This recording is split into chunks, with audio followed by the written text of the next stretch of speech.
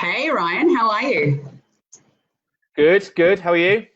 I'm very well. I'm very well. I'm just going to double check that we are live. I'm pretty sure we are. Yep, we are. Thank you for joining Excellent. me this morning. Welcome, welcome. How's Melbourne going for you? Melbourne. Well, it's nice and sunny. Well, I've given up on how many different phases of lockdown we're in at the moment, but yeah, I think we're getting there. We're getting there. It's slow progress, but yeah, I think the industry definitely seems to be hiring, which is a good thing, which is a relief. We'll Yeah, put it that way. yeah, and Yeah. I'm so excited to talk to you about that today because I think there's been a lot of people who have just assumed that since lockdown's happening that commerce has dried up, which it really hasn't. It depends on how you pivot and how you really structure your business. And there's a whole lot of things I think today we can cover. But I Mm. thought today we could just start off with by maybe giving a bit of a background of who you are and Yep. what you're doing, and obviously a bit about Creative Natives as well would be amazing. Yeah, sure. So I set up Creative Natives, which is a digital creative and marketing agency. Set it up almost 12 months to the day, um, mainly focusing in the agency space, but due to our friend COVID, have branched into a lot more in-house roles. So it's quite a nice mix at the moment. I took on my number two just before COVID hit. So we exited out of our office and got round the kitchen table and have been for the last 5 months up until last week when well, since we can't anymore. But yeah, enjoying the ride. Been in recruitment for nearly 10 years, and yeah, I think this has definitely been the biggest challenge. But I think if I'm being reflective, I think we as a brand are in a lot better position than we were 4 or 5 months ago. So I Mm. think for any business that is thinking about their marketing strategy or their activity, I personally believe there's real opportunities at the moment if taken in the right way. Look, I agree. And I think I've really been taking note of what you have been doing from a marketing perspective online. And I first want to just have a chat about that because I think the interesting thing about your business, you literally kicked off, yeah, as you said, a year ago. So you've come into the whole tornado that has been COVID. So I guess what has been your kind of view on marketing for your own business, and what have you kind of done on social media or any other channels to really make sure that you're present and relevant for your potential clients? Yeah, I think one of the first things that we did was acknowledge that um, businesses aren't necessarily going to be in a position to be hiring talent straight away. So we almost took the view that if we can help as many businesses as and people as possible, then hopefully the long term effect will be stronger relationships and a better position in the market. So, I mean, one of the first things we did when COVID struck was we set up a, an ability for candidates to register their availability on a thread, which we then turn into an Excel spreadsheet. And I think the last look we've had over 120,000 views on that link, Wow. and and it just sort of spiraled out of control. Like it started as Melbourne, then it became Sydney, then we were starting getting people from the States, started getting clients asking for access to the spreadsheet. So before long, we had this big offering that we were giving away for free just to kind of help people out, because I think it actually came from when I had a contractor in a role, and he got cut short, and he rang me up and he genuinely said, I'm not sure how I'm going to pay my rent. And I just thought, wow, we're in a really dire situation right now, and now is not the time to be making money on short contracts or squeezing Mm. something which there isn't any juice to be squeezed of. So yeah, look, we that was our first thing we did, and then we just kind of started from a marketing perspective of trying to break down who the different stakeholders in the sector are and how can we service them. So we started doing a mentoring program with the graduates from RMIT, and that came out of the fact that a lot of senior candidates no longer had their purpose or their reason to get up. So by giving them an opportunity to help those graduates, that gave them a bit of a leap in their step. And then we started doing webinars like the one that you were involved in, and that was looking around, speaking with marketers, finding out what the next stages are. So it was a kind of a mix of empathy, educating, and I just say help people. That has been our message, and it's. I think I hate to quote. I think Gary Vee says something like the most effective marketing strategy is to be kind and be genuine, and for us, it is what we naturally like doing, is helping people, and that's a part of why we do recruitment. And it just feels very natural at the moment to be helping people. Maybe hopefully around the track we'll see some money from it, but for the time being, we're quite happy doing what we're doing. Yeah, and if anyone is on LinkedIn, I would go and check out Creative Natives, because by far you're one of the only businesses, especially from a boutique standpoint, that I've seen doing things that are out of empathy and are actually helping people. I think there's a lot of other marketing that's out there that's just still that push, sign up and register. There's no value added. So kudos to you guys. And I think one of the lovely things I saw last week that you did was calling out for people who are heroes during this whole period. And you said it was someone who could have helped you in business, or someone who was working within the front line. Like, I mean, that's amazing. Just something like that to allow people to have gratitude and give back to people who are actually making a difference in their day-to-day lives is incredible. And you guys facilitated that. So I'm really impressed what you're doing. And I think it's, I think it will pay off. Look, and it's testament to the fact that you guys do work in the marketing space. So it gives me a lot of, I feel, because obviously we use you as a recruitment team, and it gives me a lot of, I feel like I've got a lot of praise for you guys, because you actually know marketing, right? So if you're working with a business that specializes in marketing, you want to make sure they know what the hell they're doing.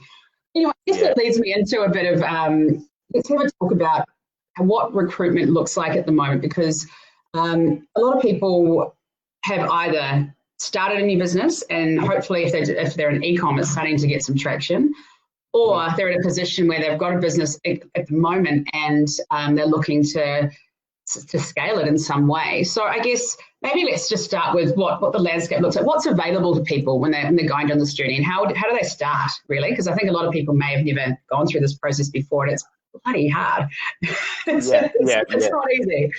Yeah. So I guess just to sort of paint a picture in terms of the landscape and, where in demand and where we're seeing, business as usual, and if anything, a spike in hires. So obviously very much in the e-commerce space. So agencies that are on Shopify, those sorts of platforms, there's a huge demand at the moment for those businesses.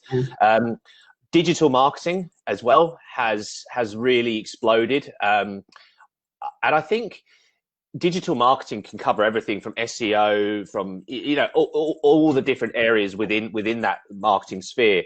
But I think those that can communicate effectively with clients, there's never been a more in demand for soft skills. I really believe, because you're now dealing with clients over a Zoom. You've got to have that ability to command respect, to demonstrate your knowledge. You've got to do it in a very short period of time. So your soft skills are so in demand, and that kind of creates a funny system whereby how do you soft skills off a CV or off a resume, and that's I guess where we think we provide an extra service to clients, in the sense that we look at the bigger picture of someone rather than just what they are doing right now. So an example might be, if someone's traveled overseas in Europe and spent 2 years, navigating their way through Europe, that to me shows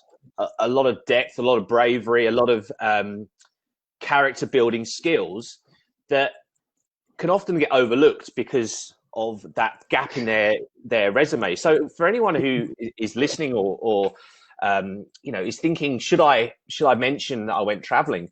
Absolutely. Like if an employer doesn't see the value in life experiences, they're probably not the right business for you as a candidate. Totally. So yeah, look, I guess it's always a bit of it's a challenge for us to get sometimes candidates with unconventional resumes in front of clients, but the clients that we work with, like yourself, who we have this trust in place through our track record, and that is where we provide the best placements, because you're getting people that are going like that in their career, who have got such hunger, such appetite for the job, versus someone who's been there, done it, who's got that experience on their resume. So I think in a long-winded way, I'm saying is that I think clients or businesses need to think a bit outside the box when they're hiring, and if they have the ability to do that themselves, and I can assure you it's a lengthy process trying to find the diamonds in a rough through lots of resumes, because it is a process. But the other alternative is to work with a recruiter that understands your culture and understands your business, so that they can identify who the up and coming stars are that you'll have in your business for many years. Yeah, and look, just what you said there on hiring around culture is probably the biggest learning curve I probably did when it came to hiring and getting the right people into a business. And I guess you hired Siobhan, our head of operations, which is quite a senior role. But for me, it was, as a business owner, I identified very quickly that there were gaps in what my skill set is, really. So I think if you're starting out and you're trying to grow a business, really take the time to understand what you're good at, get feedback. Sometimes you think you're good at something, but ask your clients, ask your friends, ask your family what you're good at. And then from there, identify what is going to help fill the gaps to get you to that next level. So I guess when it comes to working with a smaller business, so like a one-man band or maybe one or two, how do you go about working with businesses do you actually help them identify what the gaps are and what potentially that role could look like? Or do you go down a route, basically once they've already identified that, to kind of push it out there and get the right candidates in to save them time, money, so that they can focus on really building the business and what they're good at? So I'd love to hear a bit more about how it actually works engaging with you. Yeah, look, I mean, I guess with any business that we haven't worked with in the past, as a very first step, we would sit down and have a really in-depth conversation, not necessarily about the perceived role they're trying to fill. I'd be more looking to understand where they're at as a business, where they want to go to, and how they're going to achieve that, and what that might look like in the type of staff they hire. A perfect example might be, I've had in the past, an agency comes to me and says, we need to get more business. We need to hire a business development person. So my pushback on that is, a business development person is very good at booking appointments, but they don't know how a creative agency works. So what then happens is that there's a big overpromise from this salesperson and not being able to deliver it. So you then have to reassess, okay, so how do we build business without a business development person? So then I would suggest maybe who's responsible for your content strategy? How are you as a business marketing yourself so that you're going to create inbound leads coming into you? It doesn't necessarily have to be a business development person. You can have you can achieve the same results by having a very good mid-weight marketer who makes that noise for you in the market so that positions come in. So it's about understanding, what the skills you've got, where you want to get to, and understanding how they all connect. And as you say, when you came to me for Siobhan, you said, these are my gaps. I'm not the attention to detail person. I'm the big picture, the hunter, the maker things happen. And what you needed someone was very process orientated. So if you are going to work with a recruiter and you're not able to, you might say, I don't have time to have that hour or 2 hour conversation. It's really just, you're wasting more time not having that. You wouldn't build a house without making sure that everything is set from the start. And it's the same as your recruitment, and it's the same as your, you know, any part of your business. The more time you spend at the beginning of the process, the easier it becomes. And that there's a very clear communication between what you've briefed the recruiter on and what the outcome is. If you just throw an old job description to a recruiter without having that conversation, you can't really expect them to accurately provide someone that's perfect fit for your business. Like you wouldn't expect a tradie to provide a quote without them coming to look at your house first. Yeah. And it's very similar to recruitment. You have to be able to commit time to being able to give that recruiter as much information as possible. I agree. And I think something that we did, which was very, very valuable, was first off, I sat down and went, right, what is Misfit Digital about? What are our values? What do we stand for? Give basically not only you a breakdown of kind of what we are culturally, but also to be able to hand that over to potential candidates as well. As you said earlier, like they could have a CV that's awesome, but culturally they may look at what we do and go, oh, this looks a bit risky for me, or this is just not my cup of tea. So yeah. I think definitely doing that first really helps. And the second thing as well, and what I did to kind of identify the gaps, and this is really easy. You just basically, I went to Lucid Chart, which is a mind mapping tool. That's how my brain works. And just kind of broke down, okay, what are the areas of the business? So we've got sales, marketing, finance, operations, basically execution under that. So delivering to the client service, legal, HR, all those kind of main things. And then just put the resources that I knew I had under that, whether it be people that were external contractors like yourself, or whether it be employees, or potentially, candidates that I needed to hire, and basically made it like red boxes where I went, whoa, there's a big gap here. And then from there, it was a really simple exercise, but just visualizing it gave me the kind of direction and to knew what I needed to do moving forward. And that's how I realized that operations, probably not my strength. And I also reflected and go, what do I hate doing? Like, what are the things within my business that make me go, oh God, like this is not what I got into it for? And pros and cons list, right? So here's what I love doing. I love talking to people, having conversations and problem solving about business, all that stuff. What I hate doing, project plans, keeping a diary, all that stuff that, admin. Very clearly, admin, yeah, all that clearly you go, right, here, and then that helps you to define what your scope of work is or your job description for that next role.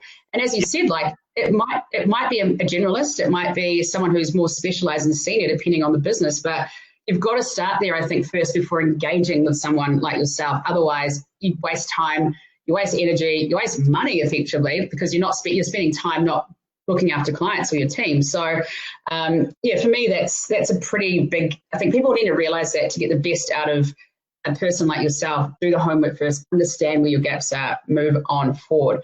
Now, look, a lot of people probably thinking, well, yeah, okay, recruiters though, like, isn't it easy just to do it yourself? So I guess I really want you to kind of outline on your perspective what has been, or what you think are the benefits for small businesses, and this could be agency, it could be an e-commerce store, anyone, to be able to engage you rather than going at it themselves. I think one of the things that we pride ourselves on in terms of our service to our clients is, yes, we fill jobs and we help you staffing, but one of the other things, and I think is very important, is we tell your story to the market. So we are meeting, like our job day in, day out is meeting candidates, sometimes coming new to the markets. We are constantly having conversations, and we are championing your brand. So we are saying, Misfits are great. We're selling all these things, and we build your brand without you even realizing it. We get people talking about it. So that's just something which we when we work with people, we love working with people, and we see your success as our success. And I know it sounds cliche, but we're your cheerleaders, right? So that is also helping you become a brand that people want to work for. It's it takes a while for people to start inclinations to work for certain businesses. It might be they come ranked top places to work, etc., etc. But if you're a small business, we are there supporting you. We're talking you through your journey, talking through your development, and really selling your brand to the market. In terms of, I guess, the process, if you're a small business right now, you might be thinking, there is so many people out of work at the moment. I can just put a job ad up, and before now, you've got 100 candidates. That then I can choose one of those 100 candidates. Now, something which people forget is that if 100 people apply for your job, you need to get back to 100 people with some form of message. That in itself takes a long period of time. If you don't, then that's a negative impression you've made on that person about your business. Okay. Not only have you got to go through those 100 people, you've got to tee up times to have conversations. You've got to then have interviews. You know, this is a very lengthy process which could eventually end up, you know, that you find someone, but you're not covered with any kind of guarantee period. Now, one of the things we do as a business, the industry standard guarantee period is 3 months. We decided we changed that to 6 months because we felt that 3 months can sometimes be too short a period of time for someone to I totally agree. Yeah, you know, people can slip the cracks, especially at the moment where we're working remotely. People can, you know, that can happen. So we did increase that to 6 months. And as part of that, once that person starts with you, we are checking in with them on a weekly basis. We are checking in with you. We're checking in with the candidate. We're making sure that the experience is a positive one. And that is something which it's so hard to replicate if you're doing that yourself, because there's a lot of conversations that you might have which aren't being truthful, whereas we've had that relationship where we can kind of mediate and make sure it's going on well. So, you know, yes, it might be an upfront cost working with a recruiter, but what's the cost of you getting it wrong? That's kind of the question you have to ask yourself is, you know, bring the wrong person in, what's that going to do to your culture? And what's the time period of hiring that person? Like, how much is it costing you per week not having that position filled? Yeah. I totally agree. And look, as a business owner myself, like when I look to engage your team and to do hiring for our roles, the thing is, you've got to think about, okay, as you said, what's the cost of getting the wrong person in? So as a business owner, I look at it and go, well, the amount I would be investing in training, development, onboarding, all those hours and times, that's significant. Secondly, you're going to be introducing these people potentially to, if they're client facing or they're customer facing, to your front line. So if they don't embody the culture or they are a negative person or something like that, that's going to directly impact your sales and the retention of your customers as well.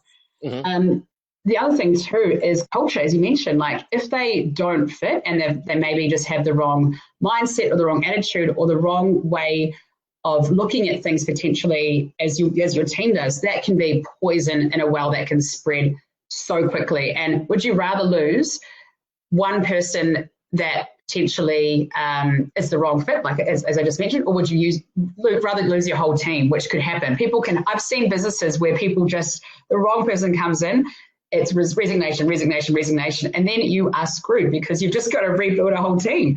So you've got to look at it. You've got to look at it strategically. Everything as a business owner has got to be strategically. It's not the quick win. If you do the quick win, look, you might get it right, but I'm pretty sure you're going to be struggling to find the right identifiers. And the thing I love about working with businesses like you is that you know what to look for quickly. You know the little tricks and the little words and the little things that are said, but because you've taken the time to know us as a business. And, you know, when we hired Siobhan, you know, we were pretty small, and Siobhan is very experienced, like, you know, 20 plus years in agency. So she wasn't even looking to come back into agency, but it was due to the fact that you knew me so well. You were able to basically sell the vision and the ideals prior to me getting onto a first interview with her, which she would never, there's no way in hell we would have even crossed paths or she would have applied if it wasn't for that hard work you did. So it's just incredible. And I think people just don't really sometimes understand the value of what that looks like. So I guess what are some of I guess when it comes to hiring though, not people might be going, well, I can't really afford to get a full-time person on at the moment. Like what are the options for people at the moment when it comes, especially for e-com or digital or any kind of role in that space? What can people look for? Well, I think the rule book has completely, been torn up in the last 4 months, and like fascinatingly, that at the moment I've got a freelancer working for me who's based in Brisbane. I've got one in Sydney, and I guess the options are really endless at the moment. It's there's also a lot of people, this whole gig economy, that are quite happy doing 16 hours a week. They're quite happy doing working to round their schedule. So I think, in short, the more flexible you are to what the role has to be, is I think the better the candidate you're going to have access to. If you're one of those employers that says, I don't care how you get the work done or where you get it done, as long as it's done, that's what people want, and that flexibility will enable you to get someone who you might have thought in the past is probably a bit too out of my price zone. So, there's definitely a freelance option. There's temp to perm, which is bring someone on board for 6 weeks, and hopefully as things build, or particularly with things like account managers, they might be brought on as to manage a campaign. They come in, absolutely smash it, then the work becomes retained, and then they have the confidence to hire someone permanently. So in short, there's so many different ways of slicing a role at the moment. And I can imagine, if I was I am a small business, and if you are thinking, okay, well, I need to increase this, there are options of bringing someone on 1-2 days a week, 3 days a week. If the idea of paying a recruitment fee up front puts you off, we as a business, we're happy to be flexible. We don't just think, right, let's get the money now and that's it. If you need to spread out payments or do something like that, just reach out. Like it's in our interest for you to do well. Don't sit there and not hire because you're too paralyzed by the thought of paying a fee. Have a chat with us and go, hey, Ryan, look, this is what our next 6 months looks like for us. Can we work something out? Of course we can, of course. So, lots of options. And I love, Ryan, the fact that, things have changed. And I think, and as you said before, I think people think that when they hire, it's going to be a permanent full-time role. Honestly, there's so many options out there and so much talent. And now with people getting used to working from home, and hopefully businesses have the operations or the structure to be able to check in using video conferencing or whatever it may be, it does open the playing field. The one thing I have found, though, is making sure that you don't let people necessarily go off in full isolation. Make sure you do check in with them from a culture standpoint and just from a mental health standpoint, at least daily and stuff like that. But I agree with you. Give people the freedom to do the work on their own terms, on their own hours. It's not going to work for every business, I get that, but having the option for, if you need to, look after your kids when you're at home and you need to go feed them lunch, or you need to take them to the doctor or something like that, that's fine. Like don't. If you give people more trust, and this is what it's all about, I think, what we're saying, and the more trust you instill in people and they respect you back and have trust for you, you're going to get people who are happy to work. They'll do the work outside of the hours. It's when there's that culture of kind of looking over the shoulder and micromanaging, that's when you're going to struggle to have people like that. I guess, right, what are some of the big changes, we've just touched on them, but what are some of the big changes you've seen in workplaces, I guess, over the last few months that you think are going to be potentially staying on for the near future or the future of work? Yeah, I think the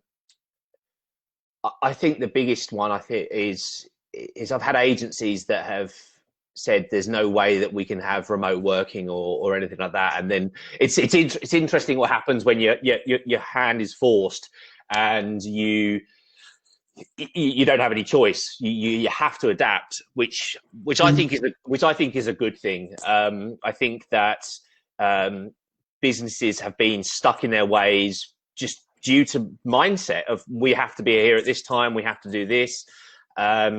So yeah, I think that's one of the biggest changes. I think something which businesses also need to be very, very careful about is looking to try and get a bargain at the moment, because I know what's happening. I can see what's happening in the industry, and I can see that a lot of businesses are going, right, the supply and demand here is we can try and get a candidate for 10, 15, 20% less money than what they're worth. Now, that might be a short-term fix, but I can guarantee you, when the market picks up again, those people that you've been underpaying will get picked up, and they'll end up really having a bad opinion of your business.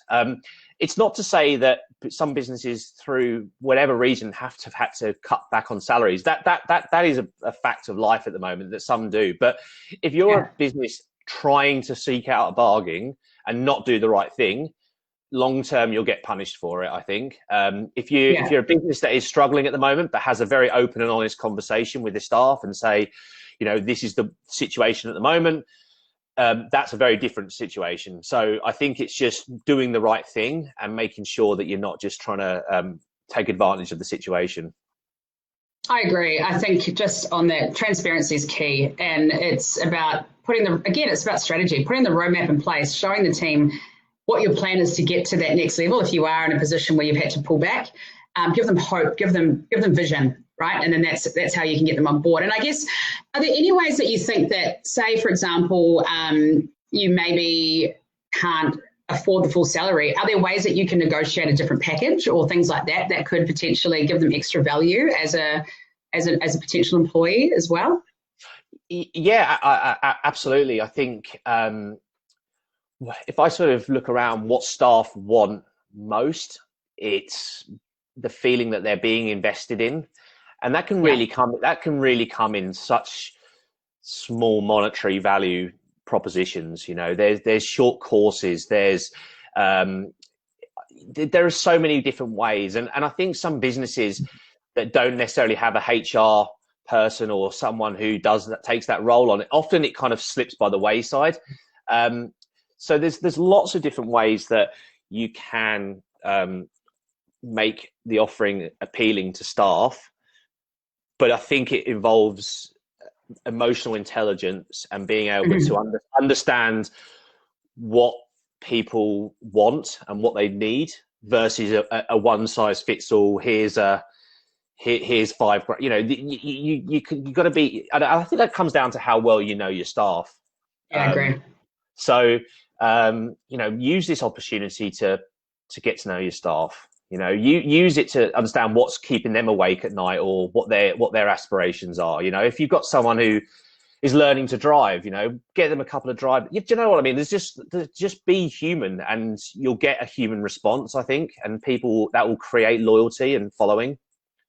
Yeah, I agree. And I had this conversation with, a similar conversation actually with Tristan Wright last week, and something that I learnt through a bit of trial and error, but also from another mentor as well, who around the operations space, was ask your team what motivates them. And we did a survey, like just a one-page Google Forms survey that went out to all the team and asked, you know, where do you see yourself within the company? Like, and being honest, you know, we're quite lucky. We've got a culture where if people are pissed off or whatever, they'll tell us, and that's cool because we've built that trust and that respect that we won't yell at them. We go, okay, well, let's find a solution, right?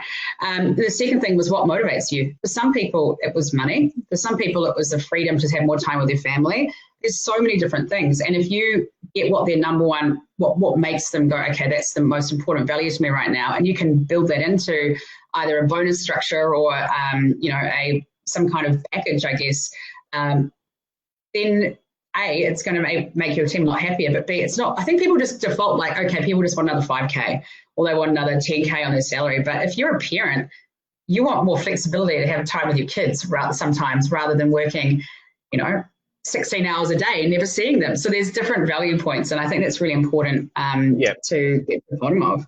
Yeah, I think as well, you know, and it's obviously depending on the individual who sets the business up, but I think you mentioned there's a lot of individual business owners on here, and I, like, for me, again, this is only my thought process, is it's in your interest to hire people that are motivated to see your business grow. And I think Yeah, the way that can play out the most effectively is looking to offer potential equity in the business, or offer some sort of slice of a pie that eventually, you know, as the pie gets bigger, you know, it just keeps people motivated. So yeah, just have a think about what the next 5 years looks like, and can you introduce that sort of offering, because you might get a significantly better candidate, which grows your business. So yeah.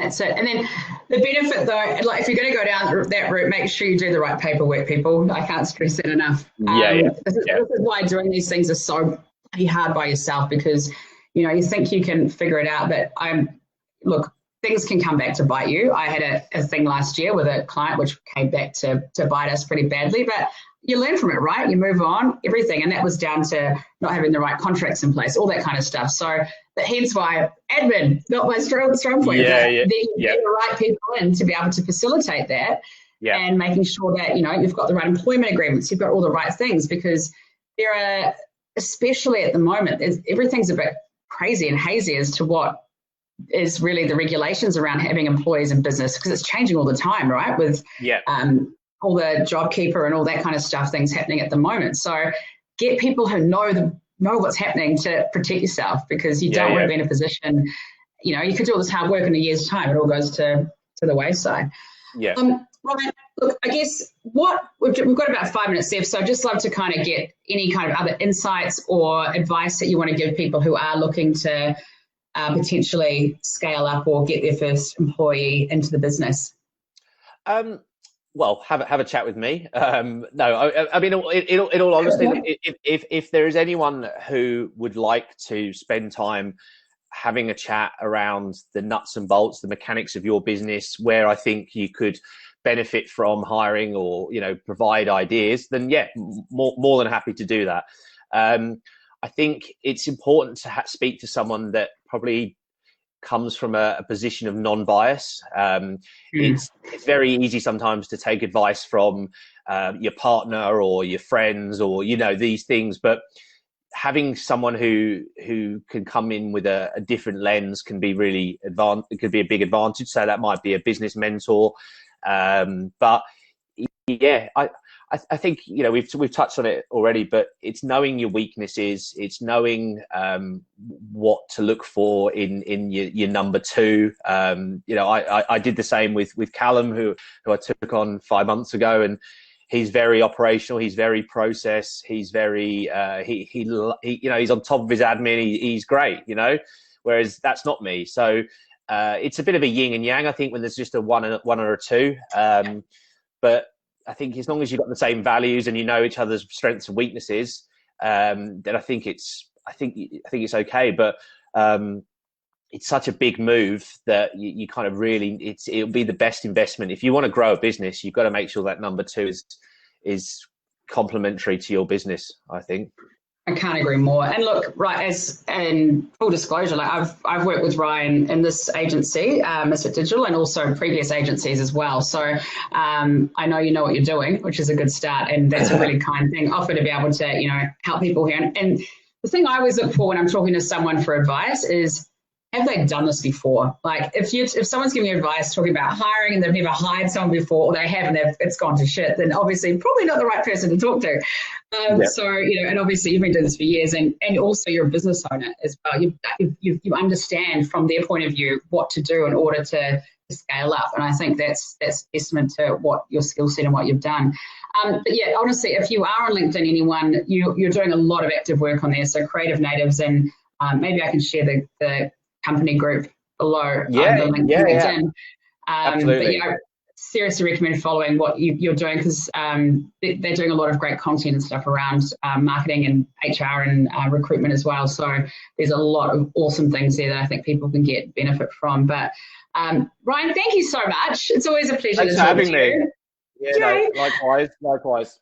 And I hope that everything is, you know, going well in Melbourne for you, and that, you know, obviously if anyone, you know, if I can help you guys anyway, let me know as well, because I really appreciate your time, and it's an absolute pleasure talking to you. Yeah, perfect. Look, have a lovely afternoon. And yeah, if anyone wants to reach out, it's ryan@creativenatives.com.au. And as I say, I'm more than happy to allocate half an hour and we can have a Zoom chat and chat around your business and hopefully come up with some ideas. Amazing. Thank you so much, Ryan. Have a Cool. wonderful Monday. Cheers. Bye.